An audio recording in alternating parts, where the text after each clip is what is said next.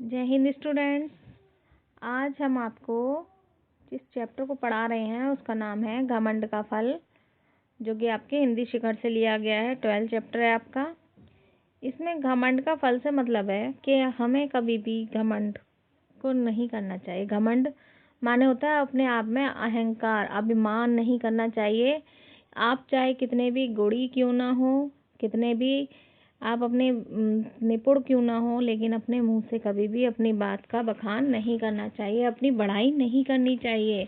क्योंकि घमंड तो किसी ना किसी दिन मतलब एक ना एक दिन टूट ही जाता है। जिस तरीके से रावण अपने आप को बहुत ही अहंकारी समझता था, लेकिन क्या हुआ था उसके साथ, उसका भी घमंड टूट गया था जब वह हारता चला गया था और अंत में उसने अपनी हार खुद स्वीकार कर ली थी, है ना। तो इस तरीके से सब जो घमंड करता है उसका नाश जरूर हो जाता है। तो हमें कभी भी घमंड नहीं करना चाहिए। अब यहाँ पर जो घमंड का फल की बात बताई गई है वो एक कहानी के द्वारा बताई गई है। इसमें पेड़ों की कहानी बताई गई है, ठीक है। तो अब हम उसको पढ़ेंगे। जंगल के पेड़ों में एक दिन यह बहस छिड़ गई कि उन सब में से शक्तिशाली कौन है। सभी पेड़ अपने आप को दूसरे से ज्यादा शक्तिशाली बताने लगे। बरगद के पेड़ ने कड़क आवाज में कहा, तुम सब मेरे सामने बच्चे हो, भला मुझसे ज्यादा शक्ति किसमें हो सकती है। मेरी तो एक एक शाखा ही मजबूत पेड़ के समान है। मेरी उम्र सबसे ज्यादा है, मैं बरसों से अडिग हूँ। मेरी तो एक एक शाखा, शाखा माने होता है टहनी, और अडिग माने होता है जो कि स्थिर रहता है, यानी कि अपनी जगह से हिलता नहीं है। तो ये कौन कह रहा है? बरगद का पेड़। बरगद का पेड़ कह रहा है कि वह बहुत कड़क आवाज में बोला, यानी कि बहुत तेज आवाज में बोला कि मैं एक जगह अडिग हूँ और मेरे से ज्यादा शक्तिशाली नहीं है कोई भी, और मेरी तो एक एक शाखा इतनी मजबूत है कि मैं एक जगह बरसों से खड़ा हूँ। यहाँ देखिए, ये वृक्ष हैं, आपस में दिखा रहे हैं कि ये बातें कर रहे हैं। पीपल के पेड़ ने कहा, बरगद भाई, आपका कहना ठीक है, लेकिन उम्र में तो मैं भी कोई कम नहीं हूँ और मजबूती में भी बेजोड़ हूँ। सब पेड़ों में मैं ही पवित्र माना जाता हूँ, इसलिए तो लोग मुझे ईश्वर मानकर पूजते हैं। तो पीपल का पेड़, पता है आपको कि पीपल के पेड़ की पूजा होती है। तो वो भी ये कहना चाह रहा है कि वो भी बहुत साल पुराना पेड़ है और उसकी पूजा भी होती है, मजबूती में भी वो बेजोड़ है, यानी कि बहुत ही ताकतवर है। दोनों ही बात सुनकर सागौन का पेड़ बोला, अपने मुंह मियाँ मिट्ठू, भला मैं क्यों बनूं, मेरी मजबूती तो जग जाहिर है। जितनी भी मजबूत वस्तुएं बनाई जाती हैं उन सब में मेरी लकड़ी ही उपयोग में आती है। ताकत में तो मैं ही सबसे ज्यादा ताकतवर हूँ और भरोसेमंद भी। तो पीपल का पेड़ के बाद आया है नंबर सागौन के पेड़ का। सागौन का पेड़ जो होता है उसकी लकड़ी का काम होता है फर्नीचर बनाने के लिए। तो ये बता रहा है कि मेरी लकड़ी का उपयोग हर जगह होता है मजबूत वस्तुएं बनाने के लिए, है ना। और ताकत में वो सबसे ज्यादा ताकतवर है, भरोसेमंद है। भरोसेमंद यानी कि उस पर सब भरोसा करते हैं। अचानक पहाड़ों पर उगने वाले देवदार खिलखिलाकर हंस पड़ा। वह बोला, तुम सबकी बातें सुनकर बड़ा मजा आ रहा है, लेकिन क्या मेरी ताकत के बारे में तुम्हें नहीं पता? मैं तो पहाड़ों पर ही उगता हूँ। सोचो, मैं इतनी ऊंचाई पर रहता हूँ, मेरी जितनी ठंड तुम सहन भी नहीं कर सकते, सहन भी नहीं कर पाओगे। भला मुझसे बड़ा कौन हो सकता है?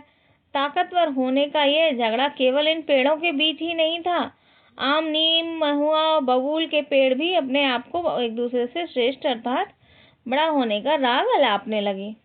सबसे ज्यादा गुस्से में बांस था, है ना। तो यहाँ पर दोनों पेड़ जो थे सब अपनी अपनी बातें कह रहे हैं।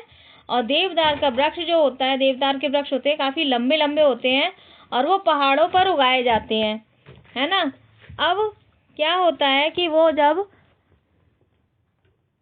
पहाड़ों पर उगते हैं तो आपने देखा होगा वहां पे कई सारे पेड़ होते हैं, वो काफी लंबे होते हैं। तो ये कह रहा है कि मैं इतनी ठंड में वहां खड़ा रहता हूँ, मुझसे ज्यादा ताकतवर कौन है। तो इसके बाद आम, नीम, महुआ और बबूल के पेड़ भी अपनी अपनी श्रेष्ठता का वर्णन करने लगे।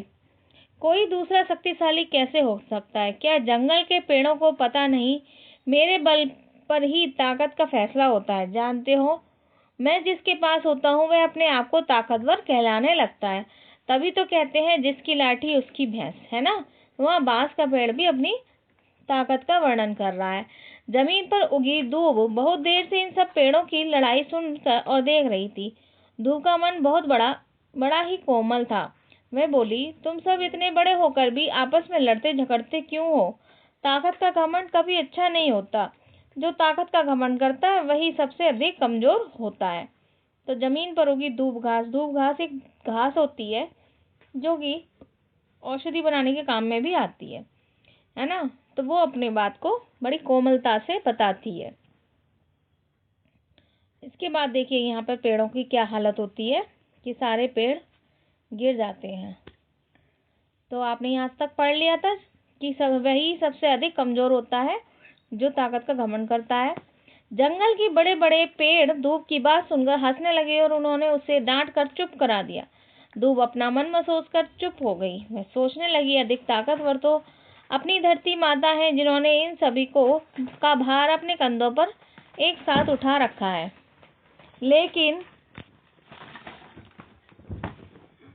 लेकिन धरती माता ने तो कभी भी अपनी ताकत का घमंड नहीं किया है।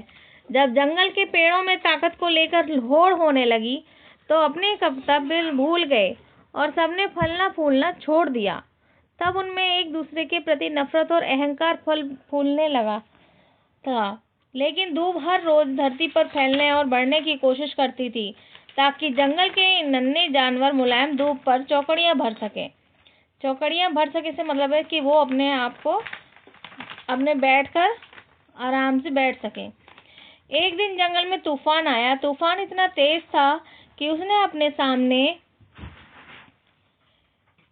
सामने खड़ी हर वस्तु को रौंद दिया। पेड़ों ने अपने घमंड में समझा कि तूफान के सामने झुक जाने पर हम कमजोर साबित होंगे, इसलिए वे अकड़ कर खड़े रहे। तूफान पहाड़ों से गुजरता हुआ सबसे पहले देवदार के वृक्ष की ओर बढ़ा, फिर एक एक करके सभी पेड़ों को धराशायी करता हुआ आगे बढ़ने लगा। जो पेड़ जितना अकड़ कर खड़ा होता था उसे तूफान ने उतना ही जल्दी उखाड़ दिया। जंगल का कोई भी पेड़ तूफान की शक्ति का सामना नहीं कर सकता था। हाँ, जो नहीं कर सकता था और जो था जंगल का कोई भी पेड़, एक दूब ही थी जिसका तूफान कुछ नहीं बिगाड़ पाया। उसने शक्तिशाली तूफान को आता देख अपने आप को झुकाकर जमीन से चिपका लिया था। दूब तो वैसे भी विनम्र थी, घमंड तो उसमें था ही नहीं। उसने झुककर तूफान को अपने सिर के ऊपर से गुजर जाने दिया। इस विनम्रता का लाभ यह हुआ कि तूफान उसे बिना हानि पहुंचाए आगे बढ़ गया। यानी कि वो जैसे कि दूब थी तो छोटी छोटी तो थी ही, लेकिन तूफान जैसे आया तो उसने आपको और झुका लिया। तो क्या हुआ कि तूफान ऊपर से निकल गया और पेड़ से वो सीधे अकड़ के खड़े हो गए थे कि हमें तो कोई झुका नहीं सकता, लेकिन तूफान ने उन सबको झुका दिया। जब सब कुछ शांत हो गया तो दूब ने देखा कि जंगल के सभी पेड़ अपनी जड़ों से उखड़े पड़े दर्द से करा रहे हैं। वह अकेली थी जो उन पेड़ों के बीच अपना सिर उठाए हवा के झोंकों के संग खेल रही थी। तो करा रहे माने दर्द से जब दुख होता है तो आप चोट लगती है तो आह ऊह निकलता है मुंह से, उस बात के लिए बताया गया है। तो यहाँ पर जो सबसे ताकतवर थी वो कौन थी? एक दूब घास यानी कि एक घास के समान होती है। तो आपने यहाँ सीखा कि हमें कभी भी घमंड नहीं करना चाहिए। घमंड जो होता है वो हमेशा दूसरे को नष्ट कर देता है, मतलब अपने आप का घमंड खुद भी चकनाचूर हो जाता है जब हम उसका किसी भी परिस्थिति का सामना करते हैं। तो अधिक शक्तिशाली होने का लाभ कभी भी हमें नहीं उठाना चाहिए। Thank you. Have a